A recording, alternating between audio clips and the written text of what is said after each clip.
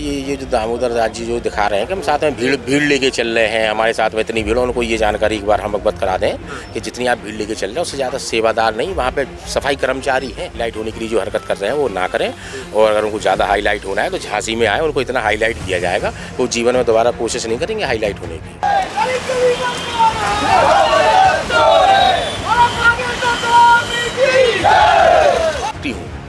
खुली चुनौती दे रहा हूँ मैं कि एक बार आए वो, उनका जो सम्मान जो सोच रहे होंगे ना, जो सपने में नहीं सोचा, वो उससे अच्छा सम्मान किया जाएगा, और वो कुछ नहीं कर पाएंगे। कोई ना तो जाति धर्म की बात करते, ना वो तो छुआछूत की बात करते, सब कुछ मिटाने का उनका लक्ष्य है। और उसके साथ ना तो यादव मुस्लिम हिंदू भाई कोई नहीं है। देखो आप यहाँ देख लो, ज़िले में देख लो, हमारे मुस्लिम भाई भी आके साथ में उनके साथ ज्ञापन दे रहे हैं, उनका विरोध कर रहा है दामोदर का। तो उनका कोई लक्ष्य नहीं था, वो राजनीतिक व्यक्ति हैं, ना तो सनातनी है और ना तो हिंदू है और ना वो यादव हो सकते हैं।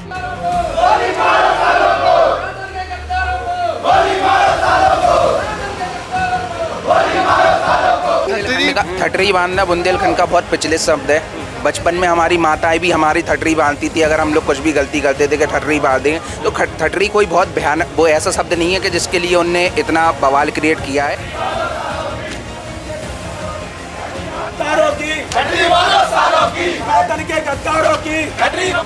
राजनीति के चक्कर में अगर उनको यात्रा रुकवानी थी तो फिर जो राहुल गांधी ने कन्याकुमारी से कश्मीर तक की यात्रा करी थी, फिर वो क्यों नहीं रुकवाई गई? अगर यात्रा ही में उनको इतना दिक्कत है, उसने भी हजारों लोगों को लेकर गया राहुल गांधी, तो वो राजनीति था, तो उनकी रोटियां सिक रही थी, तो इस वजह से इधर पर राजनीति नहीं है। सब उनको ये डर खा रहा है कि जिस दिन हिंदू एक हो जाएगा उस दिन कोई भी पार्टियां काम नहीं कर पाएंगी। रोटियां तो धर्म ही के से सेकती है ना राजनीति। आजाद समाज पार्टी के नेता दामोदर यादव के बयान के बाद अब बागेश्वर धाम सरकार के शिष्टमंडलन में आक्रोश उमड़ पड़ो है। आज झांसी की सड़कन पे जो आक्रोश देखने को मिलो है, हमारे संगे तमाम बागेश्वर धाम सरकार के शिष्टमंडल के लोग हैं जो लगातार नारेबाजी कर रहे हैं, ठटरी बार रहे हैं और सड़कन पर ठटरी बार रहे हैं। हमारे संगे तमाम शिष्टमंडल हैं, लोगों से बात करें। दामोदर यादव को बयान आप लोगों ने सुना ही है हाल ही में। चलो, दामोदर यादव सिर्फ अपनी पब्लिसिटी के लिए हमारे परम पूज्य गुरुदेव भगवान बागेश्वर धाम सरकार, जिनके लिए अपशब्दों का प्रयोग कर रहे हैं, हम लोग या गुरुदेव भगवान के हम लोग जो शिष्य हैं, हम लोगों ने कभी भी किसी भी मजहब को लेके या किसी भी समाज को लेके कभी भी अनर्गल बातें या उनके विरोध में कभी भी ऐसी कोई बात नहीं की। उसके बावजूद भी हमारे गुरुदेव सनातन यात्रा, जो पहली हमारी सनातन यात्रा की थी गुरुदेव ने, वो बागेश्वर धाम से ओरछा धाम की थी। ये द्वितीय यात्रा है जो दिल्ली से वृंदावन धाम तक की है। उसके लिए सारी जातियों को एक कर रहे हैं, सारी जातियों के पास जाते हैं, सब लोगों उनके शिष्य हैं। उसके बावजूद भी इन्हें पता नहीं कौन सी राजनीति अपनी उमड़ पड़ी है अपनी पब्लिसिटी करने के लिए। जब देखो, जब गुरुदेव भगवान के लिए, बड़े बड़े संतों के लिए, चाहे वो हमारे रामभद्राचार्य जी महाराज जी हों, धंधरुआ धाम है, बागेश्वर धाम सरकार है, क्या सनातन धर्म के लिए कोई आवाज़ उठाएगा? तो क्या इन जैसे नेताओं के कहने पे कोई दब जाएगा क्या? अगर इस तरीके से ये बयानबाजी जो कर रहे हैं तो क्या नहीं है, जिस दिन सनातन एक हो जाएगा उस दिन इन जैसे लोगों को डुबो के भगाएंगे यहाँ से। कोई नहीं है, ये भारत के सबसे बड़े गद्दार हैं। इन लोगों ने अपनी राजनीति चमकाने के लिए, अपना नाम चमकाने के लिए सिर्फ ये बागेश्वर धाम या बड़े बड़े संतों के बारे में अनर्गल बातें करते हैं, जिससे कि इनकी पब्लिसिटी बढ़ जाए। इनके करने से कुछ नहीं होता है। हर आज सनातन हिंदू एक होने के लिए कगार पर है। सारे लोग समझ चुके हैं, जान चुके हैं इन जैसे जयचंदों को। उसके बावजूद भी करने दो, विरोध करने से कुछ नहीं होगा। आप जाइए, रास्ता करिए, ये यात्रा रोकेंगे? अगर इनके दम है, अगर यात्रा रोकने के लिए, तो वहाँ की तो यात्रा है, झांसी की यात्रा रोक के दिखा दो। वो ये कह रहे हैं कि केवल हिंदू राष्ट्र का मुद्दा छोड़ दें महाराज जी, तो हम उनके साथ हैं, और मजहबी भड़काऊ भाषण ना दें। मजहबी भाषण देते क्या हैं?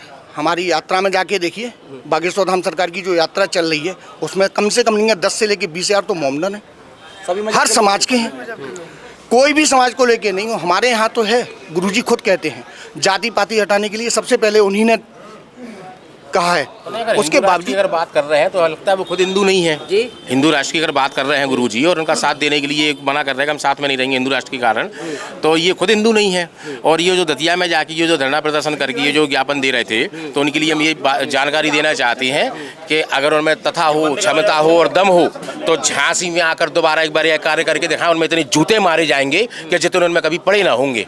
झांसी के अंदर वो जूते घलेंगे उनमें, कहाँ दतिया चले गए। बहुत ही गलत है, ये सनातन के विरोध में बयान है।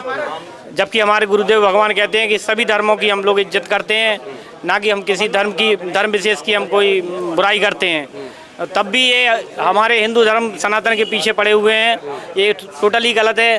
कोई अपन किसी धर्म का विरोध नहीं कर रहे हैं, हम अपने धर्म का प्रचार कर रहे हैं। उसके लिए हमारा भारतीय संविधान हमको अधिकार देता है और हम उसी के तहत ये कर रहे हैं और सभी कानून के तहत कर रहे हैं, कानून के दायरे में कर रहे हैं। इसीलिए हम सब लोगों को मिलकर इस सब का विरोध करना चाहिए कि ये लोग अपनी राजनीति चमका रहे हैं, चमकाने के आरोप उसमें ये सब लोग कर रहे हैं। देखिए ऐसा है, हम एक तार्किक आपको बात बताएं, ना वो सनातनी है ना वो यादव हैं। सबसे पहले आप इतनी समझ लीजिए कि उनको दामोदर यादव को इसके पहले आप कितने लोग जानते हैं, हजारों की संख्या में जानते हो।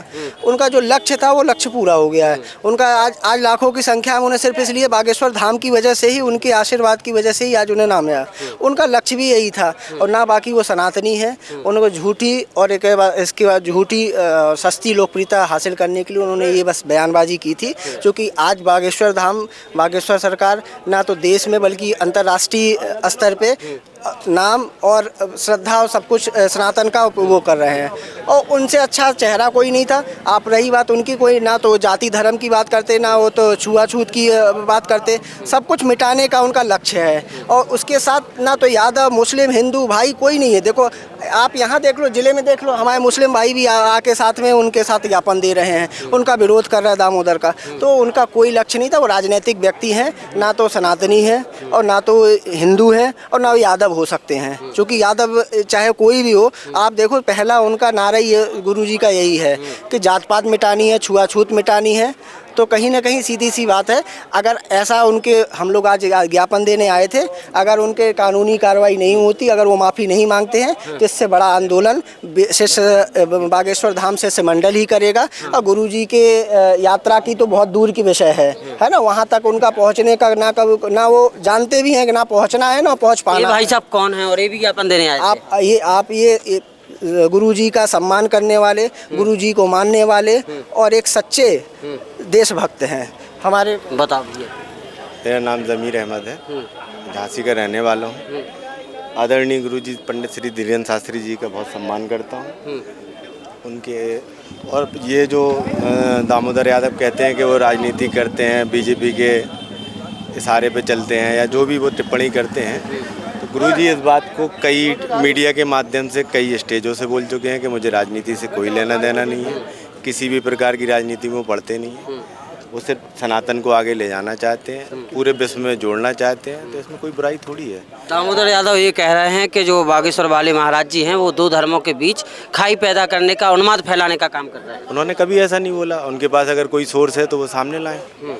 उन्होंने तो आके ABVP के मंच पे आके बोला है कि मैं ना मुसलमान विरोधी हूँ, ना किसी पार्टी का कार्यकर्ता हूँ, ना मुझे किसी राजनीति से पढ़ना है, ना आज पढ़ना है, ना वो किसी मंच से कभी किसी राजनीति की बात करते हैं। अगर वो किसी धर्म के गुरु हैं तो वो अपने धर्म को जोड़ने की बात करते हैं, तो उसमें गलत क्या है? हमारे भी समाज के गुरु हमारे धर्म को जोड़ने की बात करते हैं, उसमें प्रॉब्लम क्या है?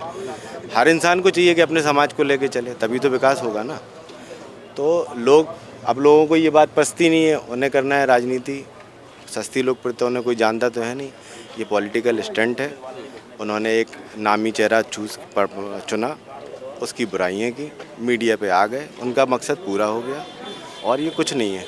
और गुरुजी के बारे में वो कुछ भी बोलें, उनके कहने से थोड़ी हो जाएगा भाई। वो थोड़ी प्रमाण देंगे।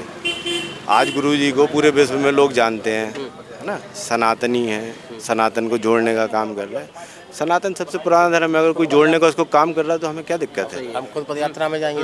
क्या? ये जो दामोदर दास जी जो दिखा रहे हैं कि हम साथ में भीड़ लेके चल रहे हैं, हमारे साथ में इतनी भीड़, उनको ये जानकारी एक बार हम अवगत करा दें कि जितनी आप भीड़ लेके चल रहे हैं उससे ज़्यादा सेवादार नहीं, वहाँ पे सफाई कर्मचारी हैं। जो किसी जाति धर्म की नहीं है, तो अपने दिल से ये गलतफहमी निकाल दें और दिमाग से निकाल दें। केवल हाईलाइट होने के लिए जो हरकत कर रहे हैं वो ना करें, और अगर उनको ज़्यादा हाईलाइट होना है तो झांसी में आए, उनको इतना हाईलाइट किया जाएगा कि वो जीवन में दोबारा कोशिश नहीं करेंगे हाईलाइट होने की। आप झांसी आने की चुनौती दे रहे हैं? बिल्कुल चुनौती दे रहे हैं, खुली चुनौती दे रहे हैं। अमित कुमार पचौरी एडवोकेट हूँ मैं और जिला अधिवक्ता संघ से जॉइंट सेक्रेटरी हूँ। खुली चुनौती दे रहा हूँ मैं कि एक बार आए, वो उनका जो सम्मान जो सोच रहे होंगे ना, जो सपने में नहीं सोचा, उससे अच्छा सम्मान किया जाएगा और वो कुछ नहीं कर पाएंगे। दामोदर यादव ने जो बयान दिया है हमारे पूज्य श्री बागेश्वर धाम के द्वारा, ये बहुत ही अनर्गल है, बहुत ही निंदनीय है। और क्या है कि हमारे बागेश्वर धाम सरकार सबको जोड़ने की बात कर रहे हैं। दामोदर यादव कहते हैं कि हम SC ST OBC वाले बड़े हितैषी हैं, लेकिन उन्होंने हितैषी ST ST के लिए और OBC लोगों के लिए क्या काम किया है? हम बागेश्वर धाम सरकार ने हमारे कैंसर अस्पताल बनवाया है और हज़ारों बहन बेटियों का विवाह करवाते हैं, और उसमें ये नहीं पूछते हैं कि ये SC की ST की है, और सब समाज को लेके चलते हैं। और जब इनकी जो संविधान की बात करते हैं, जब इनका संविधान कहाँ जाता है, जब JNU में पाकिस्तान जिंदाबाद के नारे लगते हैं और हिंदुस्तान के टुकड़े होंगे ये नारे लगते हैं, जब इनका संविधान कहाँ जाता है? जब संविधान नहीं देता है, दिखता है इन लोगों को। अब संविधान दिख रहा है इन लोगों को कि भैया एक सनातन जोड़ो यात्रा सबको एकत्रित करने के लिए यात्रा कर रहे हैं, जब तो इनको संविधान दिख रहा है। 22 साल बड़े हैं, बेटा बेटा ना कहें। भैया बेटा ना कहें, उनका जो पदवी देखो ना आप, कि उनकी पदवी क्या है। वो एक संत हैं और कितनी तपस्या करके जब वो संत बने होंगे, कितनी उन्होंने ज्ञान अर्जित किया हो जब संत बने होंगे, वो इतना उन लोगों को मान रहे हैं लोग और सब कुछ कर रहे हैं। ये सब चीज़ें जो अनर्गल बात कर रहे हैं संविधान के खिलाफ। संविधान के खिलाफ क्या है? अगर हम कोई यात्रा निकाल रहे हैं संविधान के खिलाफ है। संविधान के खिलाफ जब नहीं होता, JNU में नारे लगते हैं, जब पाकिस्तान जिंदाबाद और हिंदुस्तान मुर्दाबाद। रोक पाएंगे सनातन यात्रा? नहीं रोक, कभी नहीं रोक पाएंगे सरकार जी, इसलिए नहीं रोक पाएंगे क्योंकि इनकी बात में कोई तथ्य नहीं है। और हमारे पूज्य श्री बागेश्वर धाम जी जो कुछ कर रहे हैं वो सही कर रहे हैं, गलत तो कर नहीं रहे हैं। कोई काम गलत करेंगे तब तो रोक पाएंगे ना, तो अच्छा काम कर रहे हैं। और जब कोई संविधान से बात आती है, जैसे अभी बहुत सी चीज़ें, जैसे SC SC लोगों पे जब अत्याचार होते हैं, जब जो कोई आवाज़ उठाते हैं, कभी आवाज़ नहीं उठाई इन्होंने। मुजफ्फरनगर के दंगे हुए, तब इनका आंदोलन कहाँ गया था? तब इनका संविधान कहाँ गया था? तब ये बयान देने नहीं आए ना। इनका कुछ एक वीडियो आया ना कुछ आया। जब हमारे सनातन की बात होती है तो ये आ जाते हैं अपना राजनीति चमकाने के लिए। वही बात हुई ना कि बदनाम हुआ तो क्या हुआ, नाम तो हुआ। तो क्या एक पूजनीय आदमी को पकड़ लो और उसके बारे में बात कर लो तो इससे हमारा नाम हो जाएगा। TRP बनाने के लिए काम कर रहे हैं। बाकी उनका कोई औचित्य नहीं है, कोई नहीं है, कोई उस व्यक्ति को जानता नहीं था। और आज उसको एक आदमी, हमारे पूज्य श्री बागेश्वर धाम के बारे में उन्होंने ये वक्तव्य दिए हैं, तो उनको सब आदमी जानने लगे हैं कि भैया ये दामोदर यादव है। वही बात है, नाम। हाँ, जो ऋग्वेद का एक श्लोक है, अयम नजा परिवेदी गणना लघु चिस्सम उदार चरता नाम तू वसुधो कुटुम्बकम। उस वसुधो कुटुम्बकम को पूज्य गुरुदेव भगवान एक कर रहे हैं। इसमें दिक्कत क्या है कि कुछ लोग जो सनातन की एकता नहीं चाहते हैं, अब वह लोग क्या है कि एक कविता है उसमें बोला जाता है कि युद्धों में कभी नहीं हारे हम, डरते हैं छल छन्नों से, हर बार पराजय पाई है घर के ही जय चंदों से। तो कुछ लोग हिंदू का नाम लेकर के चूल्हा ओढ़ करके पूज्य गुरुदेव भगवान को बदनाम करने का प्रयास करते हैं, लेकिन ऐसे प्रयास का कुछ भी नहीं होना है। ऐसे लोग कभी भी भारत में सफल नहीं हो पाएंगे, क्योंकि ये भारत देश है, ये संतों की भूमि है, ये त्याग की भूमि है। इसको कभी भी कोई भी कुछ भी हम जान से मारने की धमकी का मुकदमा लिखाएंगे। उन्होंने हमारी ठटरी बांधी, और ठटरी बांधने का मतलब ये है कि किसी का अंतिम संस्कार कर देना। ऐसा नहीं है। ठटरी बांधना बुंदेलखंड का बहुत प्रचलित शब्द है। बचपन में हमारी माताएं भी हमारी ठटरी बांधती थी। अगर हम लोग कुछ भी गलती करते थे कि ठटरी बांध देंगे, तो ठटरी कोई बहुत भयानक, वो ऐसा शब्द नहीं है कि जिसके लिए उनने इतना बवाल क्रिएट किया है। और अगर उनने बवाल क्रिएट किया है तो एक दिन बागेश्वर धाम में रहकर देखें वो कि उधर पर निरंतर क्या क्या सेवा चल रही है। गौ सेवा चल रही है, अन्नपूर्णा रसोई चल रही है, जो आज से नहीं चल रही है। जब से दामोदर ने अपने बचपन में कुछ भी नहीं सीखा होगा, जब से अन्नपूर्णा माई की कृपा से अन्नपूर्णा रसोई चल रही है और निरंतर चल रही है। आज तक लाखों लोग भोजन पाते हैं। हर साल गुरुदेव फरवरी में महाशिवरात्रि में हर साल विवाह करवाते हैं, गरीब कन्याओं का विवाह करवाते हैं। उसमें जाति धर्म नहीं पूछी जाती। उसमें इस साल मुसलमान बेटियों का भी विवाह हुआ है। और जो पदयात्रा चल रही है उसमें करीब 5000 मुसलमान चल रहे हैं, सिख भाई चल रहे हैं हमारे। हम लोगों को कोई भी जाति या धर्म से नहीं है। हमारे गुरुदेव का पहला राय है कि जात पात की करो विदाई, हम सब हिंदू भाई भाई। हम लोगों का कोई भी धर्म नहीं है, हमारा एक ही धर्म है, वो है सनातन धर्म। हम लोगों को काम करना है तो सिर्फ सनातन धर्म को। हम लोग हिंदू हिंदू जगाने का काम कर रहे हैं। हम किसी धर्म के बारे में कुछ नहीं बोल रहे, सिर्फ हम हिंदुओं को जगा रहे हैं। गुरुदेव सिर्फ हिंदुओं को जगा रहे हैं। तो आज इतनी आपत्ति क्यों, लोगों को इतना दिक्कत क्यों? अगर कोई भी है, आपको क्या लगता है कि क्यों दिक्कत है इतनी दामोदर को? राजनीति के चक्कर में अगर उनको यात्रा रुकवानी थी तो फिर जो राहुल गांधी ने कन्याकुमारी से कश्मीर तक की यात्रा करी थी, फिर वो क्यों नहीं रुकवाई गई?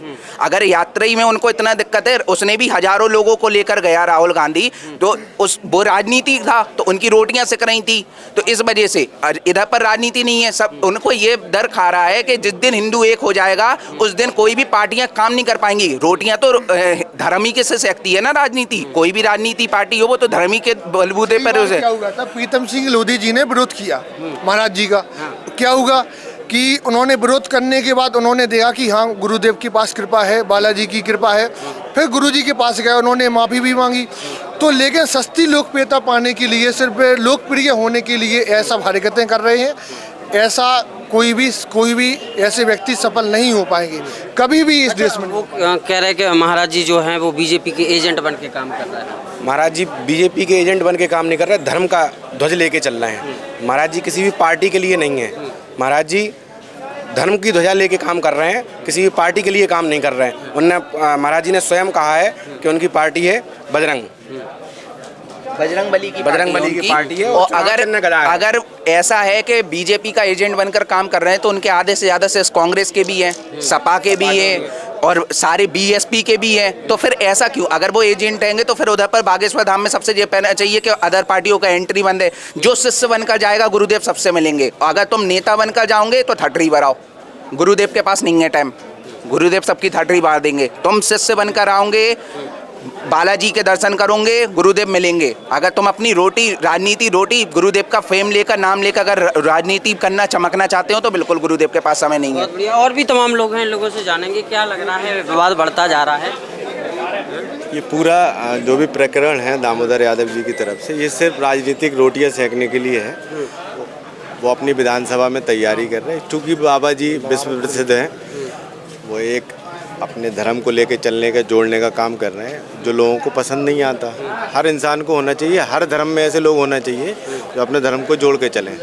अब लोगों के पास राजनीतिक मुद्दा तो होता नहीं है। जब लोगों के पास मुद्दा नहीं होता तो एक प्रसिद्ध इंसान को का नाम जोड़ते हैं, उनके बारे में बुरा कहते हैं, भला कहते हैं, आलोचना करते हैं, उसके बाद अपनी राजनीतिक रोटियां सेकने की तैयारी करते हैं। क्योंकि कुछ टाइम में चुनाव लड़ने की तैयारी है, कोई पार्टी उनको टिकट देती नहीं है।